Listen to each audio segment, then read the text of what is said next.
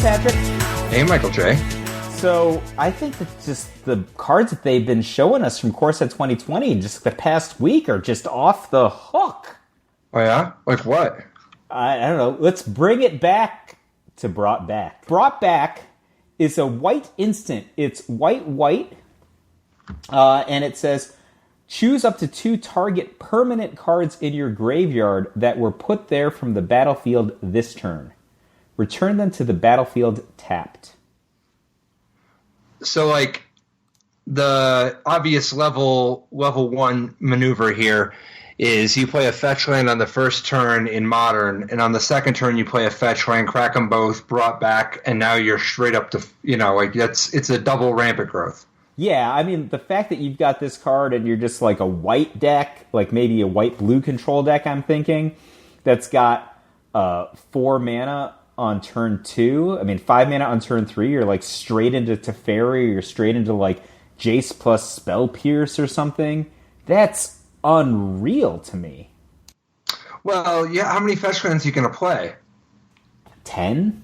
I don't know. 12? Even if you play 12, your chances of actually being able to brought back and have 2 fetch lands. So if you do nothing on the first turn, right, you've actually spent 3 mana, not just 2. Because you got to not do anything on the first turn, and you got to do on the second turn a second fetch land, and then even under this scenario, how much are you taking from your fetch lands, and how much, like, the odds of you getting 2 fetch lands, even if you play 12, it's not that insane. It's not like it's that super high. And then there's obviously a lot of ways this could be interacted with, and you're starting to really expose yourself to things like whether it's Blood Moon or Ashiok or whatever. I don't know. I'm not so sure that it's as busted as people think. The part that I think makes this card good, if you're going to do it, I think the fact that you can get back stuff besides lands, though. I think you want to be able to do stuff like, for instance, your opponent plays Supreme Verdict, and then you just brought back and you get back your Knight of the Reliquary and your any other creature that you had. You know, you're just playing like a Thalia and a Knight of the Reliquary, and you get them both back. Yeah, I think or whatever. It's interesting that you said that like the level 1 was like the double fetch land trick in Modern. When I first saw this card, I thought it was just like in the class of cards that people always play, Tom Ross type maniacs. They always have some kind of 2 casting cost instant that makes their creatures more resilient against wrath type effects. That's the first thing that I thought. I'm like, all right, here's variation 127 on, I have a 2 mana white instant that makes my guys not get beat up too badly by sweepers. And I think that that's actually like a really, really high utility way of using this card. Like, imagine the creatures that were getting wrathed or some kind of 187 creatures, like, I don't know, like a Jadelight Ranger or something. Right? That you're just playing fair magic, but your guys die, and then you just draw 2 or 3 extra cards with them. See, I think there's going to be some kind of looping that people do. Like, for instance, obviously this card with Eternal Witness, that's, like, ridiculous, right? Well, I mean, you're capable of generating like a lot of recursive card advantage when you're combining Brought Back with Eternal Witness. I do think that you need to be getting somewhere, though, right? Like that's the thing, right? Like a how are you not getting somewhere? I don't know. You're getting back 2 things. Yeah, but I mean, one of them has to be exciting, right? Like, I don't know. I don't know. So you're thinking like, what am I getting? So I get like an Eternal Witness and something else, and the Eternal Witness gets back to Brought Back, right? I'm just saying that something else has to be, something material. I don't know it doesn't have to be that material. Like, does it? It could just be anything, right? I guess it could be a fetch. I think that's okay. Yeah, but like, what if you have anything else in your deck, right? Like, what if you have, and I'm not even talking if you're playing some Alter Dementia stuff. I'm already assuming that we're just talking about the world where somehow that whole deck gets broken up somehow. How about brought back with, like, Shriekmaw? Oh, well, that's pretty good. or any of those kind of evoke guys, like any kind of a mole drifter or a wisp mare, right? Yeah. And they're better, right? Like, so yeah. if you evoke a mole drifter for 3, I just like, this is a simple scenario, right? So you have 5 total mana, then you're like 4 total mana. Sorry, you play a land, break it, evoke a mole drifter for 3, so that's 3 mana, and then use 2 more mana to brought back. So it's kind of like retail on the mole drifter, but instead you've drawn 2 additional cards and got a land back. That's actually fantastic. Yeah. I'm sorry that I'm minimizing that. That's really, really strong. So at the end of that sequence, I've drawn 4 additional cards. I have a 2/2 flyer and 6 land in play. That's not bad. All right. What about if brought back gets back Eternal Witness, and then you get back like Time Warp? I mean, I'd say you're speaking my language, but that is the language that I have actually railed against these past 25 years. Yeah, that'd be awesome too. I'm in. All right. What about brought back and you're just playing with Bant good cards, and you've got stuff like Teferi, Time Raveler. You've got I think that's really the thing where if people put resources into killing your opponent, or like let's say you personally just knock your Teferi to 0 loyalty, right, by doing the bounce ability on it, or somebody attacks it to death, whatever. The fact that you can brought back a Planeswalker, and potentially if you do it on your own turn, use the Planeswalker as a bounce ability twice in one turn, that seems pretty awesome to me. Yeah. Yeah, I mean, I don't know. This card seems pretty strong. I mean, this is not pertinent to the Core Set 2020 discussion, but I just wanted to throw this out there. Have you seen the blue-green Infet decks in Modern that have Teferi Time Raveler in them? Like, the splash is now white for Teferi Time Raveler. That's so cool! Oh my gosh, I guess if you always wanted to win. Teferi is really good at making the Infect kill reliable. Like, you can't break it up. Yeah, if you're like first turn Noble Hierarch, second turn Blinkmoth Nexus Teferi. I'm sorry, Inkmoth Nexus Teferi. Like, your opponent better be real, real frightened at that point. Because that might be it. Right there. What about... Man, I don't know. There's a lot you can do with brought back. This is a pretty intense card. What about in Standard, though? What are you doing with this thing in Standard? I think, like, countering an Elder Spell is probably pretty good, right? So somebody messes you up by getting, like, 1 or more Planeswalkers with the Elder Spell and just bring them right back. Yeah, it seems like if you're just playing some kind of a Esper Walker deck or something, and it's not going to be that crazy to get into scenarios where you're just doing 2 things in a turn and it's like a big game.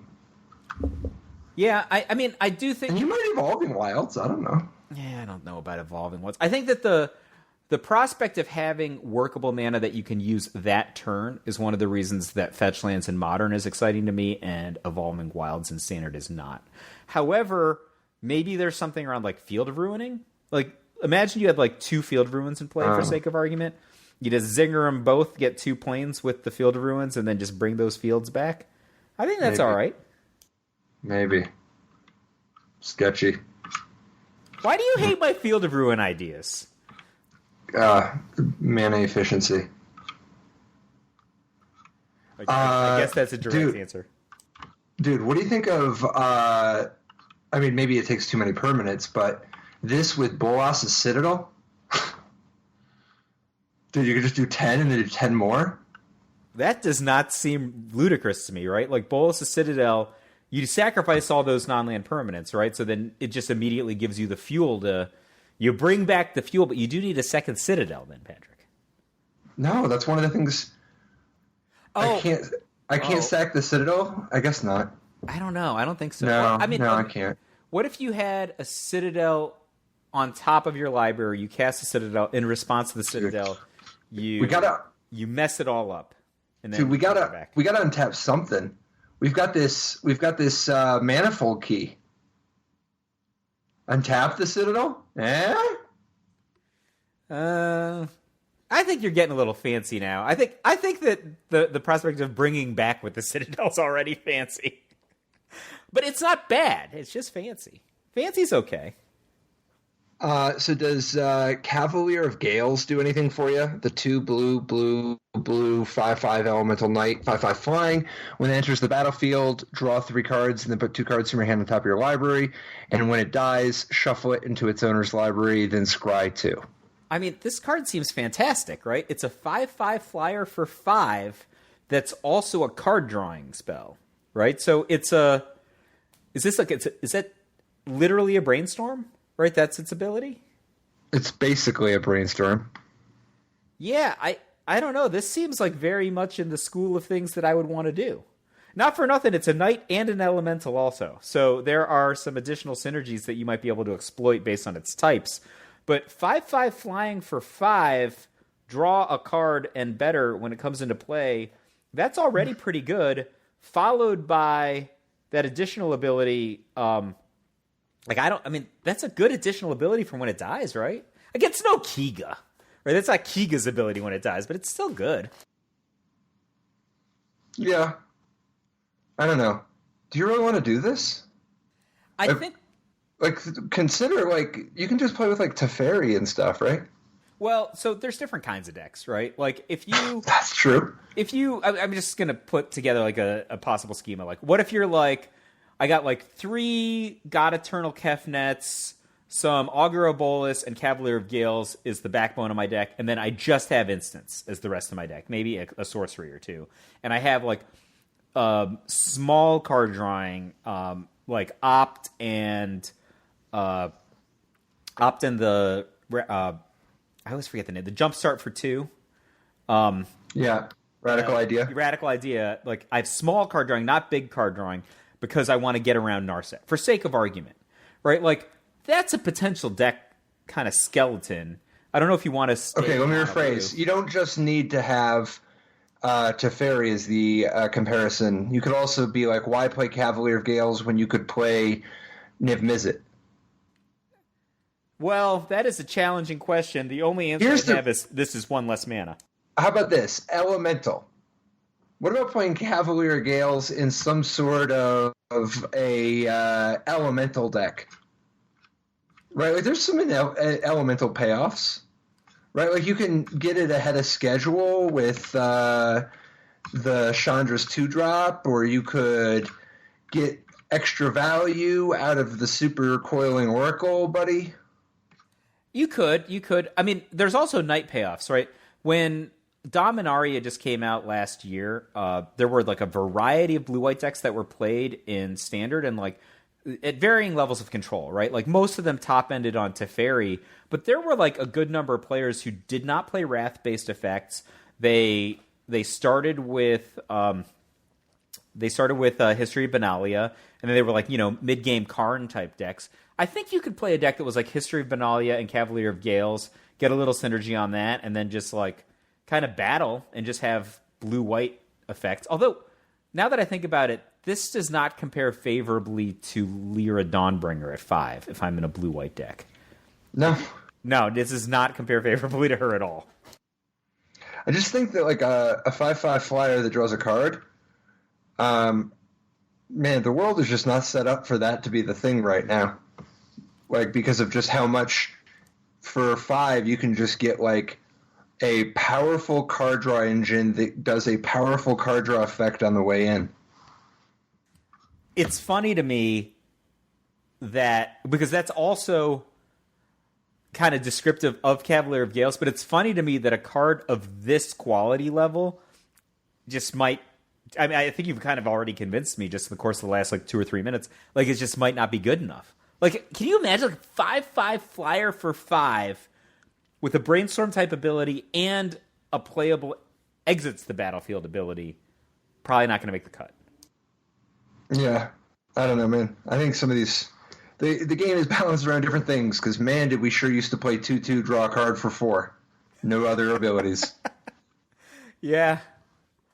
Yeah, what else has got your eye from this set? You noted that some powerful stuff this week. Yeah, so what do you think about this artifact? There's a forecasting cost artifact that looks like a pizza oven called Mystic The Forge? Yeah. Yeah. So Mystic Forge is an artifact for 4, and it has some pretty compelling text on it. Its top line is, you may look at the top card of your library anytime. And then it says, you may cast the top card of your library if it's an artifact card or a colorless non-land card. And then it has the additional ability, tap, pay 1 life, exile the top card of your library. I feel like this card is better than Experimental Frenzy in Modern. Is that wrong? Well, I don't know how good Experimental Frenzy is in Modern these days, but imagine the world writes itself a little bit, because I don't think that whatever the current constituents of Modern is going to be the permanent state, right? But I think assume that changes. I mean, the only people who were playing Experimental Frenzy were already Affinity. Yeah, isn't this better? First of all, you can continue to play cards. You can still play the cards in your hand. Yeah. It is an artifact. You can reset the top a little bit. This seems better than Experimental Frenzy and Affinity. And not for nothing, you don't have to be red, right? So some players like red, they like their Galvanic Blasts or Shrapnel Blasts or certainly Experimental Frenzies. But, the jury is out about what color you play, if any, in non-Hardened Scales Affinity, right? Some people like to play white, some people like to play blue, some people like to play black. So I think, it seemed to me this card was just going to find a home in Modern. I think its prospects are not great in Standard. I don't know why you would play this card in Standard. Yeah, I don't think there's enough artifacts and colorless cards. I don't know. Do you think it could be potentially a good helper in some kind of a Tron or Eldrazi deck? Like, those decks have a lot of really great high-quality colorless permanents. Yeah, I don't know. They have so many other powerful things, just busted things they're doing for 4 or more. Like, this card just doesn't look to me in the same league as something like Karn the Creator. I agree with that. I think Karn is obviously a format warping card. I just thought, if you were in... Oh, actually, let's think about that for a second. Is Karn so good that it makes this card unplayable? You can't even tap this card with Karn in play. That's true. It's not that good against Karn either. Oh, that is a wrinkle in my thought process. I would say if Affinity is playable and, the format makes itself so it's not... Which it's not. Well, Karn Creator is legal. Mono Hogak decks, then Mystic Pizza is... let's call it Mythic Pizza.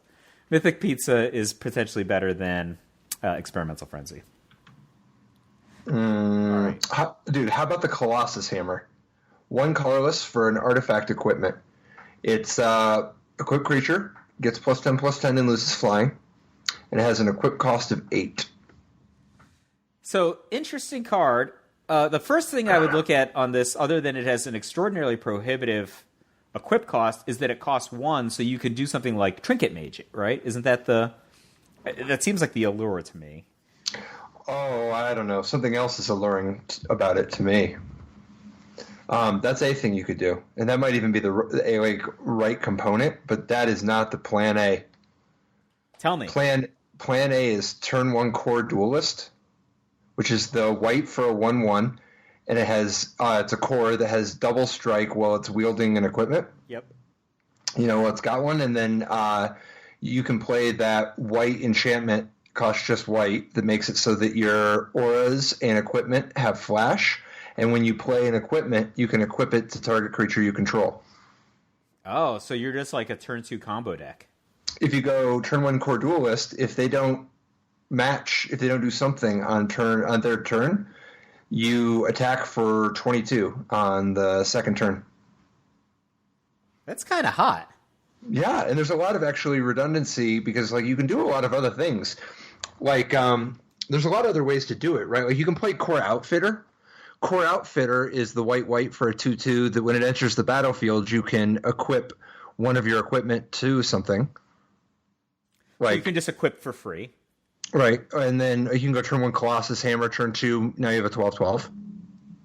And then if you want, you can play, in fact, I think you should play Pure Steel Paladin. With Pure Steel Paladin, if you have Metalcraft, if you have 3 artifacts, then all your equip costs are 0. Plus the Pure Steel Paladin makes your your equipment cantrips anyway. Wow, that is all really cool. So I think that... And then I think you can play 1 mana, search your deck for an equipment of your choice, and you can go get Colossus Hammer. Oh, yeah. But I think that those are good points to bring up, because when you have a card like Colossus Hammer, like, it's certainly cool when you talk about the core duelist combo that you were suggesting, but you really need to have like 2 or 3 different ways to exploit a card like this. Otherwise, it becomes too inconsistent, right? Like, you can't just play it as a 2-card combo, in part because it's not an automatic win, even if you get the 2-card combo. Right. Yeah, I think you have to have a bunch of ways to use it, but I think the core duelist, core outfitter, and pure steel paladin, that's an impressive package already, right? That's really, really interesting. I think, like, that's probably good enough that you could, if not make just that the deck, like, it could be like a secondary component of some other beatdown deck, right? Like, you could have a beatdown deck that, like, has other stuff that's just, you know, plausibly, you know, viable if you get your medium draw, and then you just graft this insane, you know, plus 10 combo onto it. Yeah, I mean, I don't know. Like, I think this is a new archetype. I don't know. I think this is going to be like a legit thing. That's for Modern, right? Yeah, for Modern. I don't think the support is there at all in Standard. But, I don't know. This seems pretty legit. Like, do you think that you would play it as a blue-white deck that just had a secondary kind of Trinket Mage and then Trinket Mage nonsense deck next to it? I don't know. I'd have to see how much we fill it out. Because I could imagine a world where we just... I mean, it's possible. I could imagine it being white with a splash or mono white. Because part of the equation is going to be, what other equipment are you playing besides this? You know, there's a lot of ways to go get this, sure. But, like, what other equipment are you playing? So, there is a real interesting equipment that's just in this set that I want to get your take on. I don't know if it's good enough for this deck, but I feel like this is a good enough card to play in some contexts. Yeah? Ancestral Blade. So, Ancestral Blade is 1 and a white for an artifact equipment, and it has the text, when Ancestral Blade enters the battlefield, create a 1/1 white soldier creature token, then attach Ancestral Blade to it. Equip creature gets +1/+1, and it has an extremely cheap equip cost of 1.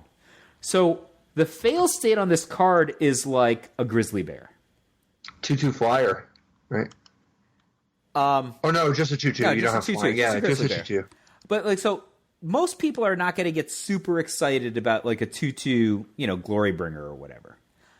But like, that's the worst case on this. Like, you still keep all this extra material. You know, if the creature dies, you can just like, or you know, the next time you cast one, you can just make a 3/3 with it. If you have any kind of equipment synergies, they're there. Like, I feel like this is like it's an unassuming card if you think of it just as a grizzly bear, but it's not just a grizzly bear, right? No. I mean, then you have the backup plan of this mediocre equipment. Yeah, but I feel like it's like a Blade Splicer. Like, if you put a Blade Splicer like on one card, a Blade Splicer's just, it's not that interesting. I don't know. Isn't this just a worse Mortar Pod? Interesting. Well, Mortar Pod's pretty great. Yeah, but I mean that, like, the primary value I see of Ancestral Blade, I mean, it would be different if you were talking about like a format as powered down as something like Standard or for whatever. Like, I think this card is actually fine in Standard. Yeah, I was originally thinking about it in Standard. I think it might actually be, you know, pretty good in Standard. But the in Modern, I think that most of the appeal comes from having a cheap equipment that you that is a creature, and I think Mortar Pod is just more versatile. Like, because it's not really the stats that you're in for. I think it's actually more you want a body to put all your other equipment on. So I guess I wasn't really answering your question about what other equipment you would play in the Modern Colossus Hammer deck. Maybe I mean, like, would you play Sylvok Lifestaff? Is that card good enough? Maybe some swords, or are they too expensive? I don't know. I don't know. That's a good question. It depends on how much are you trying to play fair versus not, you know? Well, I think that there's an argument you can make, which is like you have like the busted core Colossus Hammer combo version of the deck, but then the thing is like the more super fast, super powerful the aspects of your deck, the more they're like narrow to the point that they can be answered easily. Then it's actually kind of the grindy, fair, progressive advantage elements that are good in the mid game. They actually tend to be better than just a random 1/1 with a discounted equip cost. Like you can have both elements to the deck and win sometimes with one and win sometimes with the other. Mm-hmm. Yeah. I mean, I don't know. Like, I'm still just struggling to find what the other equipment are that are so compelling. Maybe it's just swords, you know. But so for instance, here's a question: between Stoneforge, between Core Outfitter and Core Duelist, you know, I mean, we could play Stoneforge Acolyte. Like Stoneforge Acolyte's the white for a 1/2 that you can tap it and tap an untapped ally you control. Look at the top 4 cards of your library. You may reveal an equipment card from among them and put it in your hand. No, I mean, I guess the other guys aren't allies, though. They are... Man, what a weird card. Stoneforge Acolyte? Yeah. It's just on a different linear. Yeah. I don't know. I think, like, if you're going to play that card that is white to, you know, do Stoneforge Mystic's ability, you know, well, part of Stoneforge Mystic's ability, you can play a toolbox, right? Like, you can have different swords for... Wait, which one? The one that's, like, white to go look for an equipment. Steel Shaper's Gift? Yeah. Yeah, okay. So if you're going to play that card, you can just play, like, one copy of a bunch of different equipments that will serve you in different matchups, right? Like, it's tough for... it just, you know, think about it, like there's tons of decks over the course of time that have just completely folded to Sword of Body and Mind. Like Sword of Body and Mind was like famous for being like the least, highly impactful of the sword cycle, right? Like if you compare that card straight up to Sword of Fire and Ice or, you know, Sword of Feast and Famine, it was like, you know, it just never really was as dramatic in terms of its performance in tournaments. But like that card in certain matchups just kills people, or just like whack them for 10 cards off the top, or like make a guy that their Tarmogoyf can't get through. Either or, both. And so you just play like, you know, 2 or 3 different kinds of swords in your deck. Get the one that's relevant to the matchup you're in. You're just gonna have some bodies to throw it on. You might just win. Maybe. Yeah, I mean, I guess the protection ability is worth something too. But one of the things I keep coming back to, though, is that the having Core Duelist and Core Outfitter already is like such a start down a path that I wonder if you're supposed to do something like Armament Master, for instance. White, 2/2. Other core creatures you control get +2/+2 for each equipment attached to Armament Master. I assume it's just too much win more if your deck is too all about the hammer. But, like, the more little stuff you play, possibly in some sort of a Pure Steel Paladin SRAM Senior Edificer space, you know, that could take you a different direction. So I'm totally in for the Pure Steel Paladin, obviously. I think that the only reason you're going to Pure Steel... Okay, go ahead. You need to have enough artifacts, or else, like, what are you even doing? Yeah, but I think, like, that part of the deck, just make sure that you have a minimum amount to hit critical mass on the Pure Steel Paladin. Fine. Which can be accomplished in a number of different ways, right? It doesn't have to be, like, the straightest route. But the thing is, I think that if you're going to go this route where you're like, I'm going to have either specialty equipment to win certain matchups, or even just, like, I'm planning to put, like, a ginormous buff onto somebody, I think that if you're in white, primarily in white for your creatures, you're going to want to exploit the guys who have protections or hexproofs. Like, don't you think like some kind of white knight type guy is going to serve you real well? Like, there are black removal and black creatures that are like widely used, but there's, you know, whichever one is appropriate. You can, you know, there's a variety that you can choose from as like I understand they're not that highly impactful or big enough in most cases, but if you stick them on, some kind of gigundous equipment, because that's the path we're on, they're just going to get through in the right matchup, I think. Right? Like, if you could make a guy that, like, let's have a core Firewalker for sake of argument. You're playing against, Mardu. And primarily they have red removal. Right? You just have one. You're like, all right, this isn't the most highly impactful main deck card I could be playing, but I'm just going to play it, and then they're not going to kill my guy in response to my equipment, and then I'm just going to kill them with this sweet equipment that I just got. Yeah, it could be.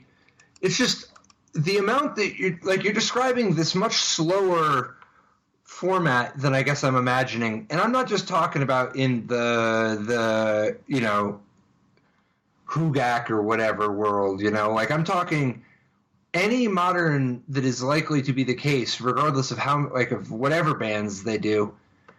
How much are we really thinking that the whole thing is going to come down to stacking investment on one thing that then will hit them a few times?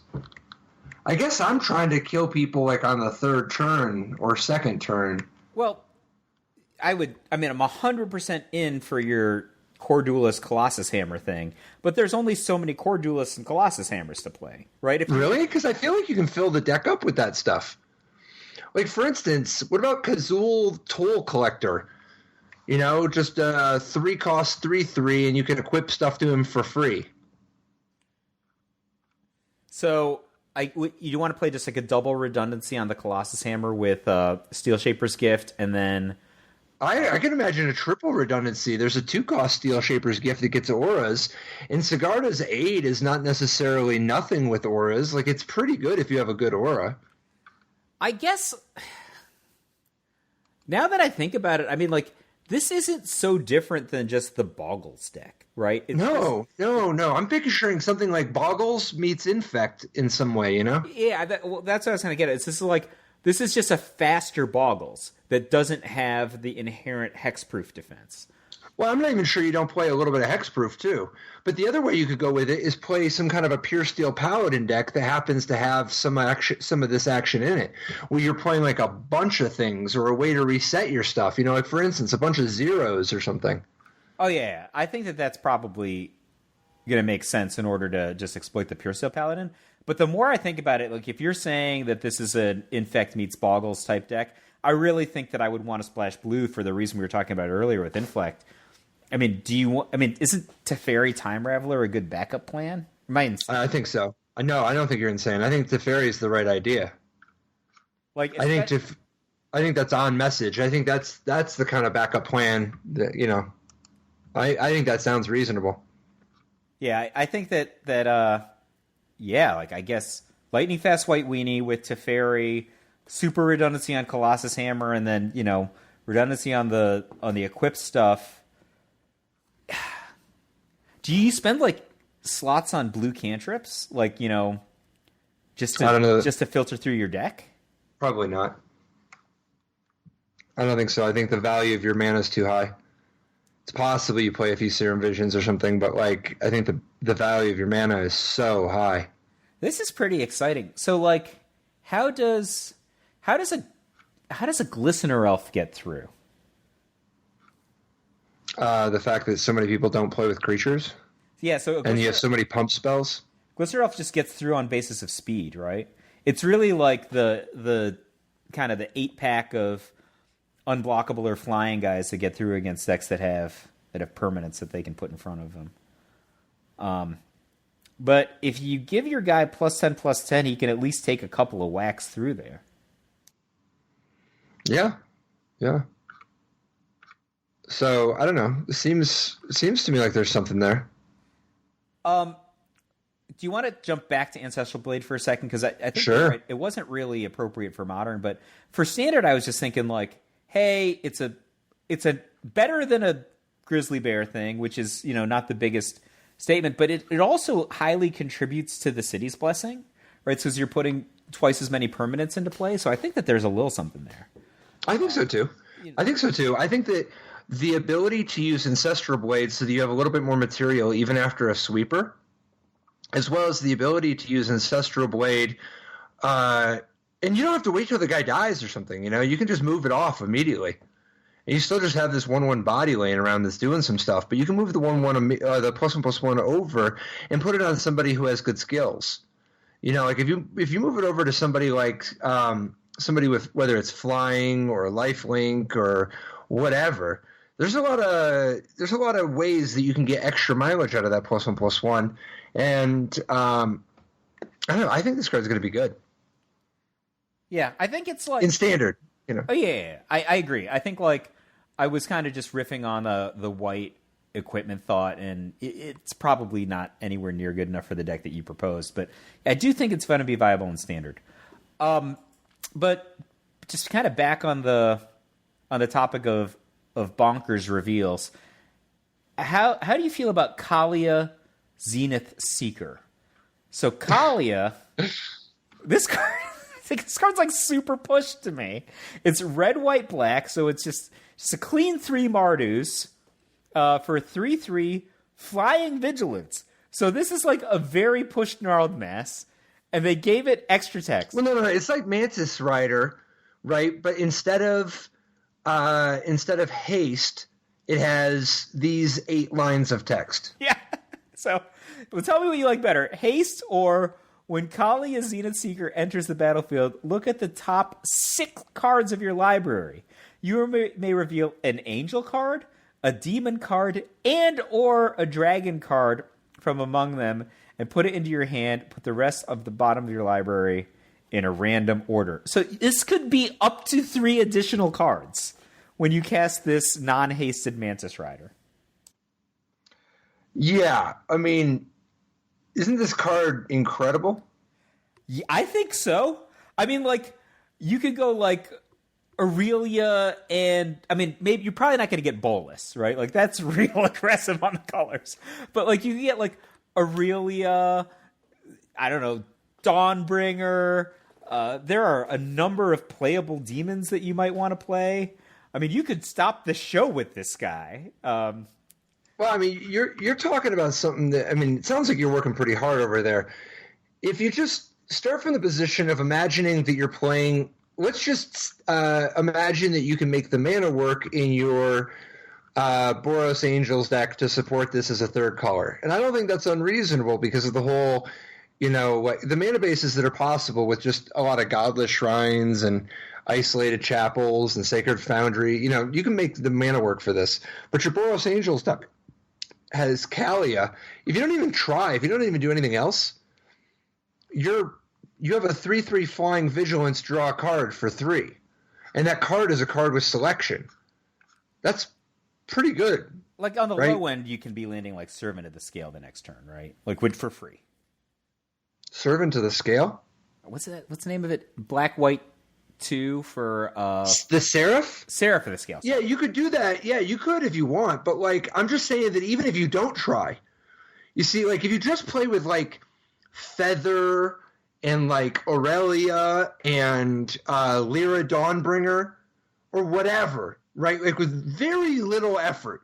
If you play with 12 angels, you're going to hit an angel so often with this card that you're already there. And that's to say nothing of putting any demons or dragons in your deck. Which you can. There are good demons and dragons. Like, why not? I think I would try to play some demons and dragons. I mean, like, if you're already in red, I mean, like, there are some nice Hellkites you might want to invite to the party. I think that you don't want to get glutted at 5. That's a thing, though. Definitely. I mean, you clearly would rather have Lyra than a Hellkite in most cases, but I still think that there are some. I mean, I don't know. I think that there are, I guess, different decks, right? Like, you could play an angel deck that just is happy to use Kaalia to get a little extra card. I mean, it's a great body for 3, right? 3/3 flying vigilance for 3. Nobody's going to kick off the boat. But if you're going to push a little bit, if you play 4 copies of this, I think that there are certainly scenarios where you will want to get more material. Drawing 2 or 3 cards instead of only 1 is yeah, I mean, so here's a few options. I mean, first of all, does the mana would be a little tricky, but Nicol Bolas is a pretty good dragon. Well, yeah, I think that's the thing. That was the first place my mind went, but I think that the mana is very, very tough. Like, the 3 mana on Kaalia is very specific, and then you're asking for an additional mana color the next turn. I mean, that means that you really had, like, Kaalia plus blue on turn 4, if you're curving it up. What about Spawn of Mayhem? Kind of a cheaper demon. Probably not worth it, but if you're just in the market for a demon. Is that the one that's a Spectacle 3? Yeah. I mean, I'm just not excited by that card, and its mana isn't. It's not like super easy to cast either. No. What about Doom Whisperer? So Doom Whisperer is great. The question is, that glut at high casting cost. Like, do you want Doom Whisperer instead of Dawnbringer? That's the thing I was thinking about. Yeah, I don't know. This is a tough one. I think if you're investing a bunch of mana into... Well, first of all, there's not that many demons in Standard. But if you're investing a bunch of mana, I think that you want to have like some sort of follow-up play to Kaalia that's going to like meaningfully impact the battlefield. Right? Like if there was like some sort of... I mean, I know this is like asking for a lot, but if there's like some sort of like demon chupacabra, like you'd just be in a second. Yeah, of course. Yep. I mean, what about Showstopper, right? Like, is that too stupid? Like, it's a 6 It's too expensive. No, it's like once you're getting glutted, I mean, 6 is even worse than 5 for our purposes. All right, how about Embodiment of Agonies, the new demon that's 1 black for a 0/0 flying death touch, and it enters the battlefield with a +1/+1 counter on it for each different mana cost among non-land cards in your graveyard. So I'm really interested in this card because I thought that the death touch was a sweet touch to it. But, like, I felt like this was one of those cards that you cast mid-game. Like, Randy Buehler used to say that he would play Goblin War Buggy, and I'd always play Goblin War Buggy, and I was like, oh, this is kind of a terrible 2-drop. He's like, no. Goblin War Buggy is a 5-drop that untaps 3 lands. That's what he used to say. So I feel like Embodiment of Agonies feels like that to me. Like, a control-ish deck wants to play this card on turn 6. So you're like, I got a bunch of stuff in my graveyard from like all my cycling or card drawing or whatever else I was doing the first 5 turns of the game. And I'm going to tap 3 of my land for like a sizable creature that's also an insane defender because it has death touch, and I still leave my counterspell mana open. I don't think this is a very good 3-drop in Standard. Like, what are you really going to have in your graveyard? But I think it's an awesome like 7-drop in blue. Okay. Man, I'm still just trying to figure out how to draw 3 cards with this, though. What about what about in Modern, man? I mean, you just go to the butcher. What about Abyssal Persecutor? No. How about Amit Eternal? Yeah, in this mana, you just wouldn't go straight to the butcher. You could have Butcher also. I mean, that's 1, I guess, but like you want more though, right? So I was thinking, like, what if you led? This is applicable in both cases, right? But I think like it's more plausible in Standard just because of power level. If you just led with Hero, right, and you're like Hero into Kaalia into Demon of Catastrophes, like at the very least, Hero can supply garbage for the Demon of Catastrophes, and Kaalia just gave you a trigger. I don't know. Is that Demon of Catastrophes? Is that too terrible? Yeah, I think so. Maybe not. Dude. No, I don't think it's time for Mind Rack Demon or Herald of Torment. It's tough out here for a demon, man. I mean, I think you're probably right about how to use Kaalia in Standard. Just like, dude, do we have any Changeling equity? Oh, that's a good question. There's not that many Changelings you'd want to play, though, are there? Rakasha Death Dealer is kind of a sick demon 2-drop, but a little bit hard on the mana. But it's also isn't it going the wrong way? Oh yeah. You don't want to. First of all, you don't want to get like smaller guys. Like I think you want to go up. Yeah. Well, hey, this is a tricky one. But I'm just looking for the vintage Minion of Tefish set in Leshrac, get them online a little faster. This card seems great, mostly to get angels. I think that if all you're doing is cantripping for an angel, you're probably ahead of the game. It's okay. Yeah. Is that the best of these? I mean, so the one that I was looking at was Kethis, the Hidden Hand, white, black, green for a 3/4 legendary elf advisor. So for 3 mana, you get a 3/4 legendary spells you cast cost 1 less, and you can exile 2 legendary cards from your graveyard. Until end of turn, each legendary card in your graveyard gains you may play this card from your graveyard. We could just time warp back to last summer with all of the legendary permanents from Dominaria. Do you think Raf Capuchin is gonna want to spit this guy out for at the end of the turn or stuff like that? I mean, there are many untapped I don't know. legends. I don't know. Yeah, maybe, but I don't know about that being that fancy. What about just playing 3 colors and you just have some legends in your deck? And this guy's a 3/4, and he lets you play Lyra Dawnbringer on turn 4. So that's actually a fantastic ability, right? Yeah, why not? It's a 3/4 for 3 anyway. Yeah, you can't fight with a 3/4 for 3 that's like a multiple mana elf. This is like a Goblin Electromancer for legends, but with a way better body and has an additional card drawing ability. Right. Yeah, and I guess when they kill your Lyra Dawnbringer, you just bring it back because this downside ability. I don't know. It seems so. What's the shell look like? So what are is it legendary creatures or legendary permanents or legendary spells? You can play the actual legendary sorceries and stuff too if you want. Oh, so you can just do a temporal sundering if you're real fancy.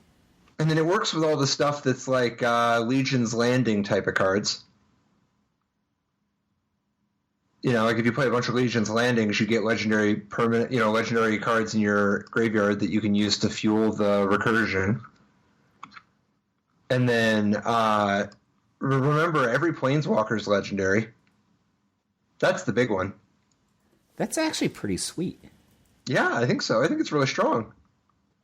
Because if you're just playing with Gideon, some combination of Vivians and Nissas, and I don't know, you could easily just have a ton of legendary permanents, legendary cards in your deck without trying. You don't have to bend over backwards. Amara, Soul of the Accord. You don't benefit from the cost reduction, but it's another legend that you might just be into. And Gideon is pretty sweet. And then God Eternal Aketra is an option, but you're going to be not short on options at 5. I mean, there's just no shortage of legends that you might want to play. Yeah, no, I don't think there's a shortage at all. I mean, it's not even clear you couldn't play some sort of Kamal's Druidic Vow deck. And then there's Kea or Zov Usurper. I think having some number of things that are cheap, and I don't know if Legion's Landing is enough on message or not, but I'd really be interested in seeing what's the best things that we can play on the following turn with this guy, because I think he's going to live a lot of the time. And then when you drop Lyra Dawnbringer, you're just doing it. But what else are you doing? God Eternal Aketra's got to be the best thing you play on turn 4. Yeah, if you have Lyra and God Eternal Aketra, those are some hella 4s. I think you might want to just play 4 of all 3 of those cards just to maximize your likelihood of landing one on turn 4. Because if you cast anything after that, Llanowar Elf is insane at that point. And I think Oath of Kea is pretty good. You could be into it anyway. And I think Chalet, Voice of Plenty. Chalet's pretty good. Yeah. And then I don't think we need to get down to stuff like Shanna or whatever. Shanna, but I mean, I guess it's not out of the question depending on how many cheap cards you need. But I don't think you have to try that hard. I think if you just if your deck just has some Lyra Dawnbringers and God Eternal Aketras, and then you just have some cards that happened, some other cards so you can incidentally get a little value. I mean, I don't know. Like Sorin Vengeful Bloodlord is not necessarily out of the question. And there's a million different Ajanis and Nissas and Vivians that you might be into. All over the Vivians. I mean, Vivian 3 has got to be fantastic. I think Vivian 3 seems amazing to me here. Right, I think you got a Llanowar Elf in this deck for sure, but like... I think so.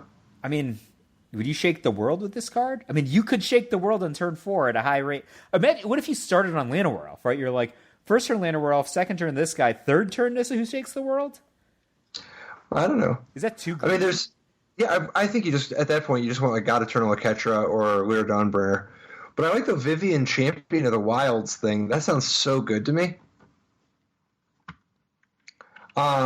And I don't know. I mean, you could play Vraska potentially. I also don't know that you can't play Yawgmoth's Vile Offering. You're going to have a lot of legends. Yawgmoth's Vile Offering might be sweet. I think like maybe just build the entire deck as legendary. Chalet, dude. Well, if at a certain point you get to play the Mox, right? Mox Amber. For sure. You know who's good in this deck? Who I think is generally overplayed, but I think would be good in this deck. And it's on color. Tolsimir, Friend to Wolves. I don't know. Maybe, but I think you're just going to have too many good 5s. You're not short on things that are just unreal to do for 5 that you can do a turn ahead of schedule when you draw this card.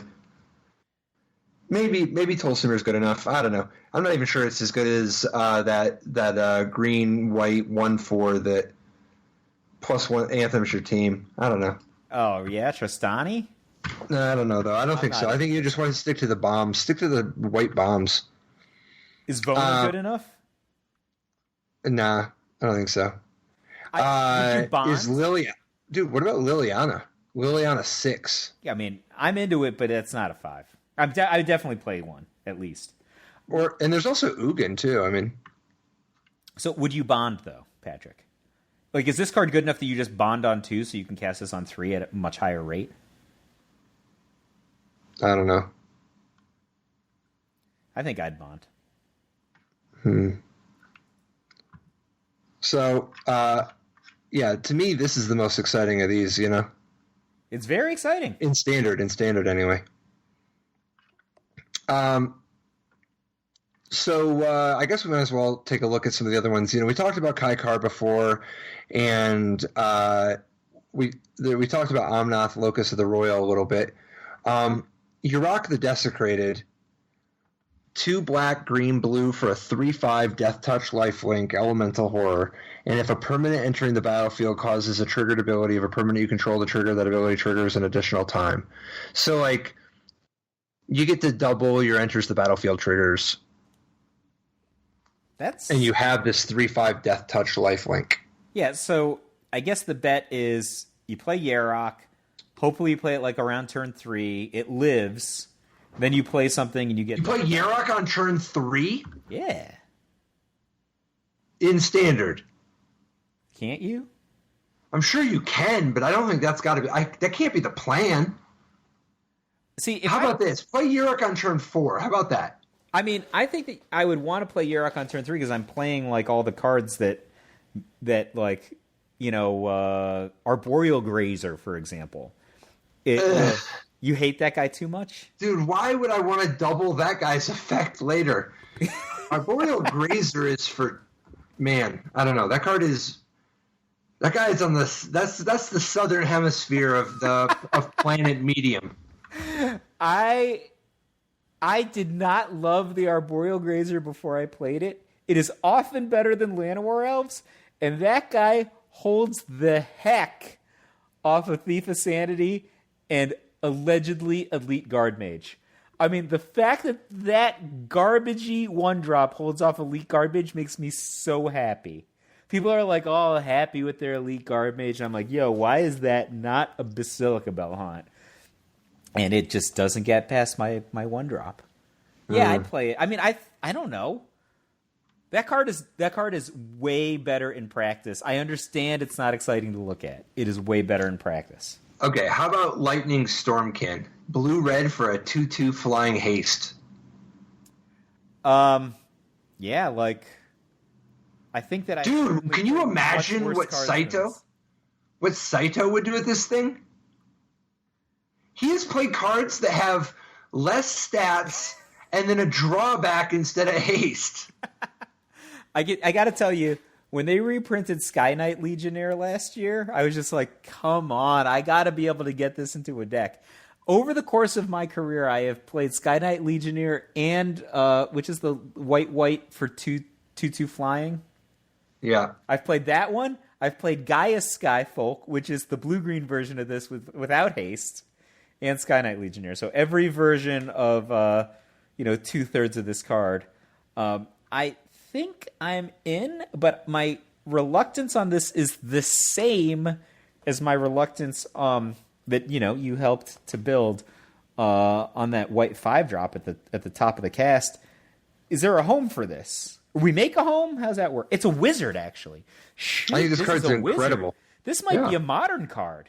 Yeah. No, I think it is. Definitely. I think this card is incredible. I think this card's great in Standard, great in Modern. In Standard, you play it in some kind of Wizards deck, right? But in Modern, I think, first of all, Gaia Skyfolk has seen play in Modern. And Gaia Skyfolk has seen play in Extended. Yeah. Well, it's seen play in Legacy. Lightning Stormkin has good types. Both Elemental and Wizard are like... Wizard is crazy. Yeah, but dude, Elemental's not even off the table. Plus just 2/2 flying haste. Ting! Yeah, 2/2 flying haste is sweet. Yeah, it's like a goblin goblin like if you're trying to like just get in there and you don't necessarily want to just draw them cards, but you instead want to have haste and good types. Man. So I don't know. This card seems good. I'm a lunatic, but maybe I'd want to play this in a Jeskai deck in Modern alongside Mantis Rider for so many hasted attackers. Is Adelice out of the question? What about the 1/3 guy that gives everybody prowess? Now you're talking. That you can do. Just nothing but lightning bolts and cantrips? Maybe. That's usually the recipe in life. Is that just demonstrably worse than just playing an Arclight Phoenix deck? No, not necessarily. I don't know. We'll see. I think this card's pretty solid, though. What is up with this 2/4 haste creature? The Glinthorn Buccaneer.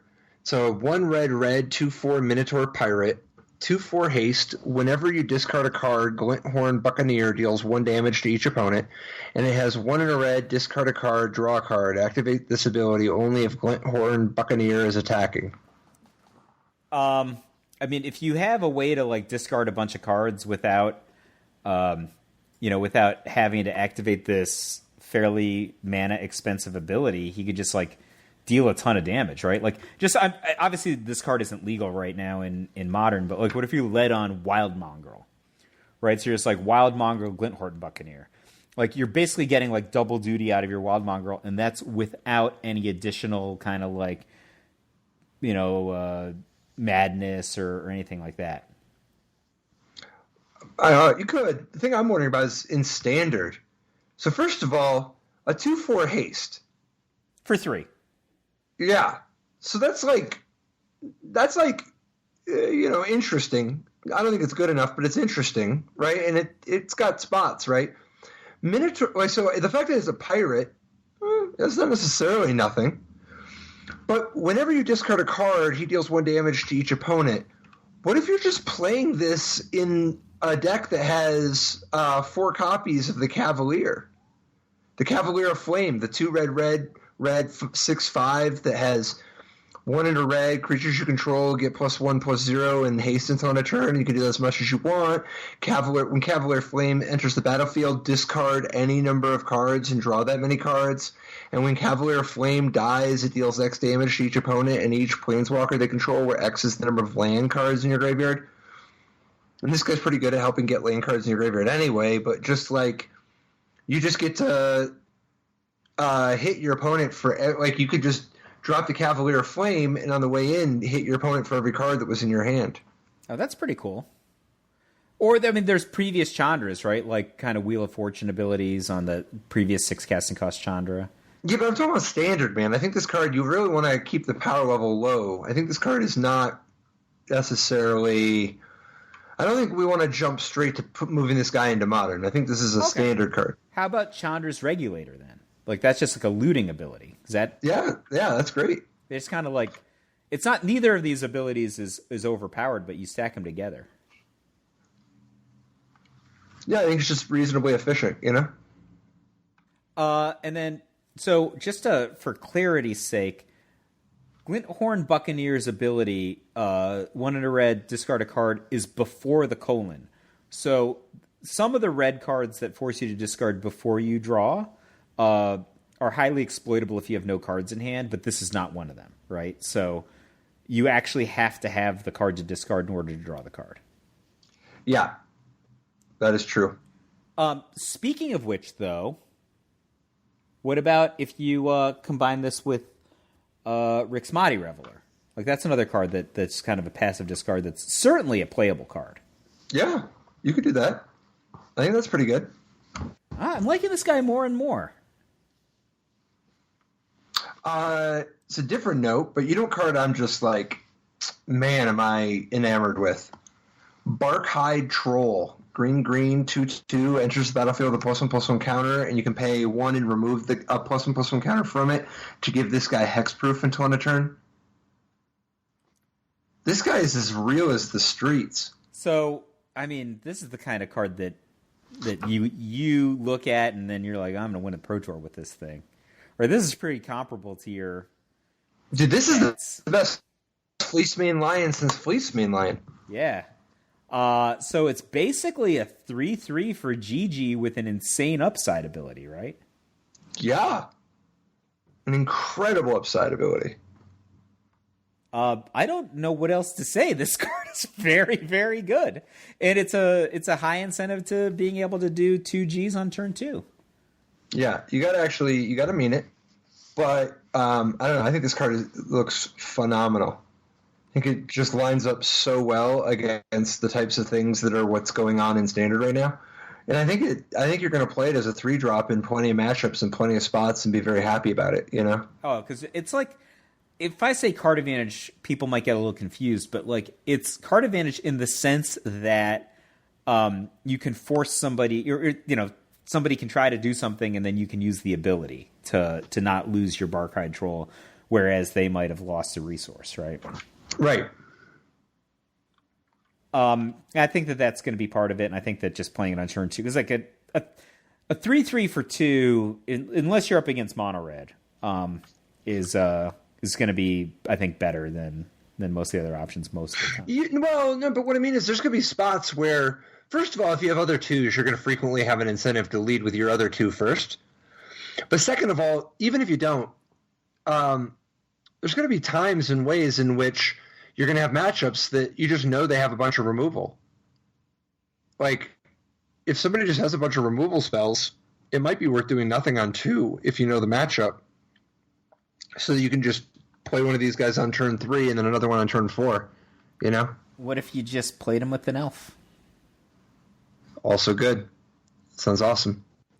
Do you think Stompy might come back? We've still got like 5/4s for 3 and 6/6s for 4 that can be played. Especially if people are bolusing. People are just making you discard things with whatever kind of Basilica Bell haunts. Yeah, I think the Ferox. The Ferox is good. Plus, there's a couple of sick 4s here, a bunch of sick 4s in this set for green. Like, for instance, depending on the metagame, I could be talked into Night Pack Ambusher. 2 green, 4/4 flash, other wolves and werewolves you control, get +1/+1 at the beginning of your end step. If you didn't cast a spell this turn, create a 2/2 green wolf creature token. So if you flash it down, so your opponent sweeps the board, you flash down the Ambusher, you untap, you attack for 4, you don't play anything, and now you just have 7 already on the table. Yeah, because it makes a 2/2 wolf, but other wolves and werewolves you control get +1/+1. So that's basically a 3/3. And then there's a dinosaur option here, Shifting Ceratops, that's 2 green for a 5/4 that can't be countered, protection from blue, and you can pay green to give it your choice of reach, trample, or haste until end of turn. So this card is insane, right? This card looks great. So just to compare it to cards that are currently in Standard, There was a card that you suggested way back when we were talking about dinosaurs hitting standard in the Ixalan cycle, Charging Monstrosaur. You're like, hey, I think this card is playable. And that card is actually seeing some play right now, even though it's competing with things like, dragons that are pretty good at 5. Because it has 5 power and haste, it's a better direct answer to Teferi 5. Especially in a universe where people are not really playing permission, right? So shifting Ceratops is very comparable to that, right? So if you played it on 5, you could give it haste, which makes it, similarly good to the Monstrosaur for purpose of bashing a Teferi, but even better because if they had, a counterspell of some kind, they can't even use it there. Yeah, and the fact that you can also play it for 4, and that's not even factoring in the stuff like having the option of reach and how much shifting Ceratops can't be put third from the top by a Teferi or back in your hand by a different Teferi. I mean, yeah, it's been a long time, I think, since Protection from Blue was this good. I mean, you got to watch out though. They can still get this guy. It's super weird, but they can still get this guy with the new blue. The color hoser that hits red and green. Oh, okay. When it's on the stack. Yep. If they can't do it once it's in play, but they could actually bounce it to the top of your deck with Aether Gust while it's on the stack, Yeah, that's for sure true. But I think this card is going to be bonkers. I think the card's great. Highly played. Go ahead. I was just wondering, at what point are there going to be enough good dinosaurs that people are going to play the dinosaur rampant growth? Well, I don't even know if you want the dinosaur rampant growth now. I think it's funny because you actually have enough that you can do the dinosaur rampant growth very easily.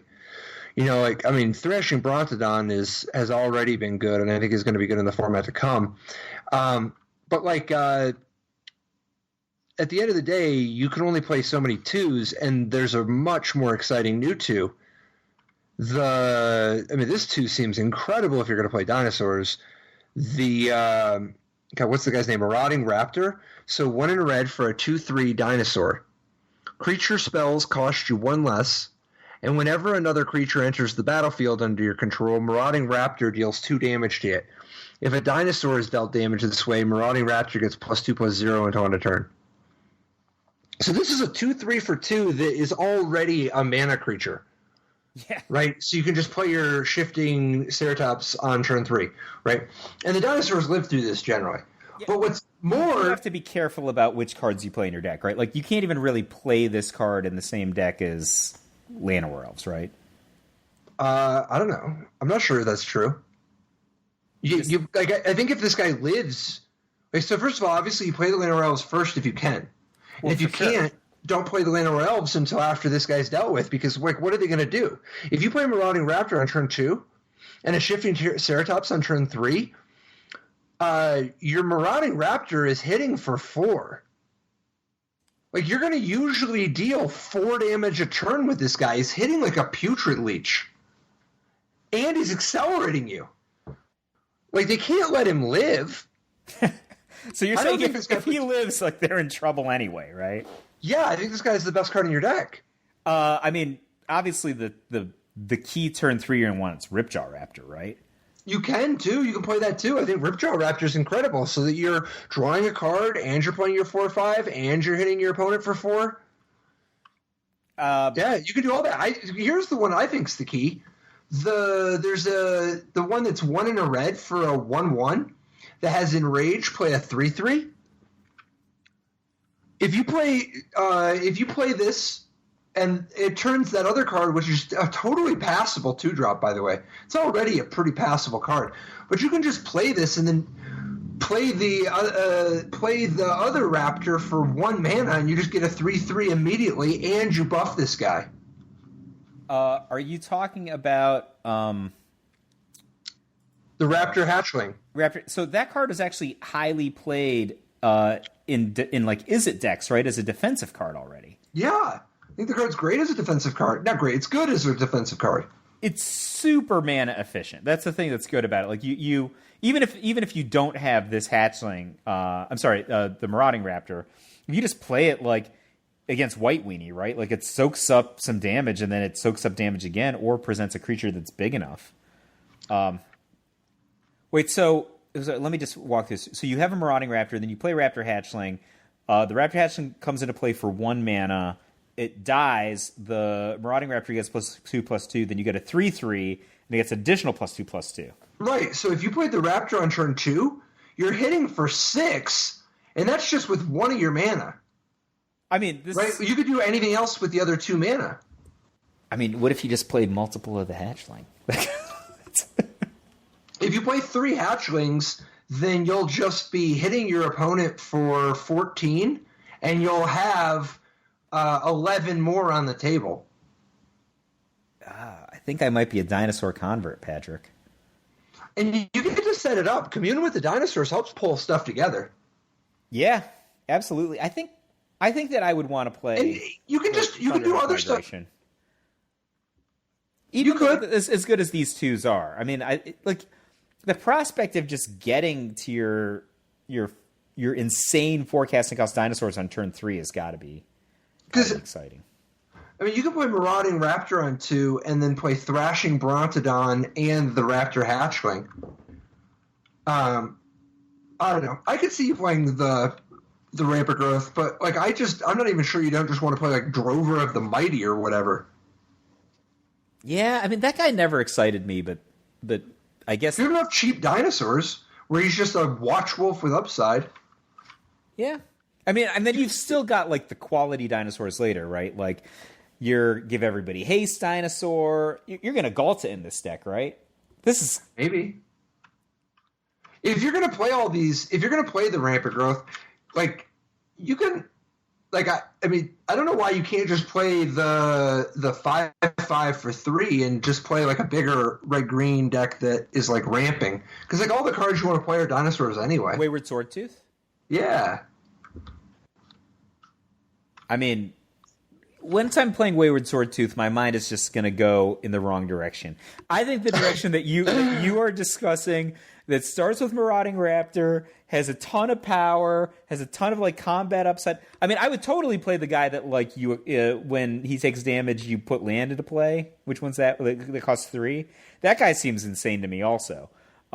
Especially if you do a follow-up Marauding Raptor followed by that guy, like that seems really good. But like once I'm Wayward Swordtooth, like you know what I could do, Patrick? I could Field of Ruin people tons and tons. I have so many Field of Ruins. You got to stay the course, man. See, man. You need a steady hand.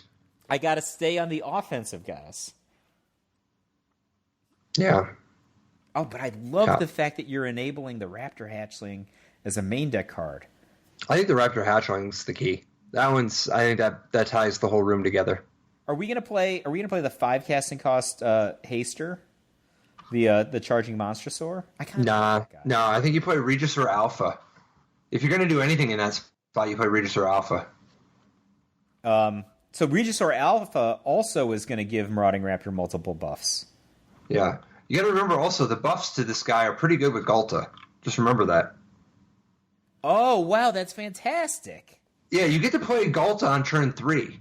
You just go turn 2 the Marauder, and then if you play 2 Raptors, then you'll have 2 3/3s left over, and you'll have given +8 to your Marauding Raptor, so you'll have 16 worth, and you can just play the... I guess you play 1. If you play 1 Marauding Raptor, then you've got... Let me see, that's 3, and you've given your guy 6, so that's 9. So yeah, if you play a Llanowar Elf on turn 1, then you play Galta on turn 3. Yeah. So we'll just skip the fact that there's a bug. There's a bug in the system with this guy, right? What do you mean? There's the other dinosaur that whenever he takes damage, you put a dinosaur into play. So whenever he takes damage, you put a dinosaur into play? Yeah, that's a copy of him. So it's just a bug. Like there's no resolving it. You've got Marauding Raptor, right? You play him, he damages that guy. That guy makes a clone of himself. That clone has the same claws. So it just never ends. So why are we doing this? I don't. People are going to do it because it'll break Arena. That's why. Like, but it's in the system already. I don't know how they're going to choose to resolve it because this card is obviously so good. Huh.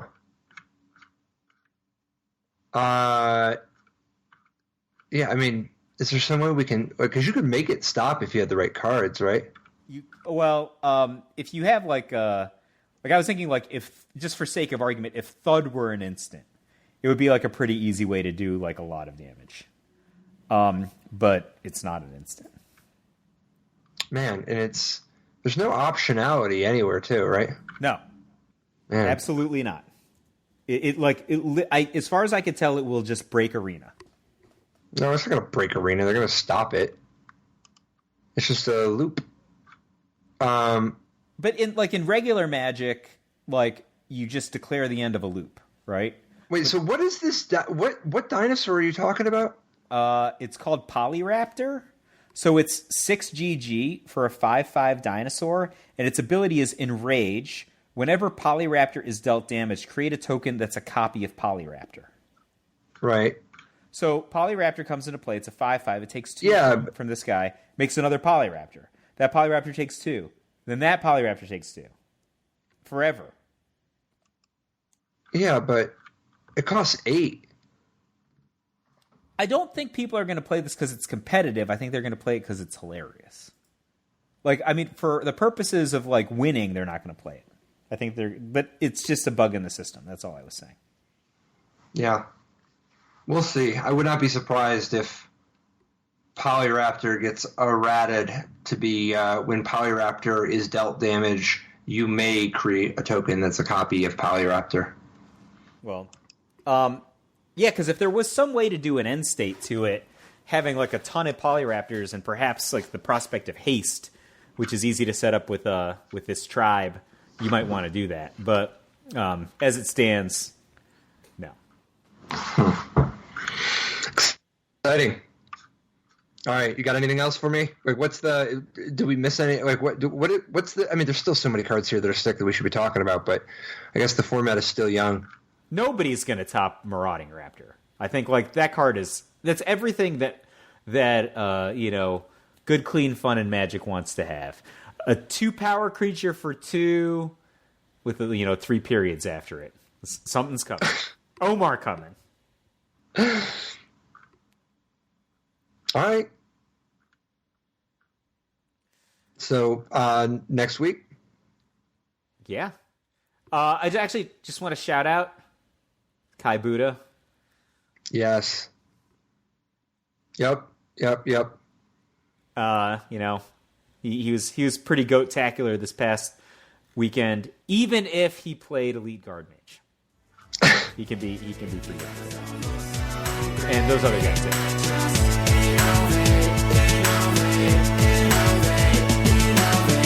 Life didn't work so great. Tried to play Dredge for jail or hate. Ghostly prison waiting for my untapped phase. Your core trapped in amber space.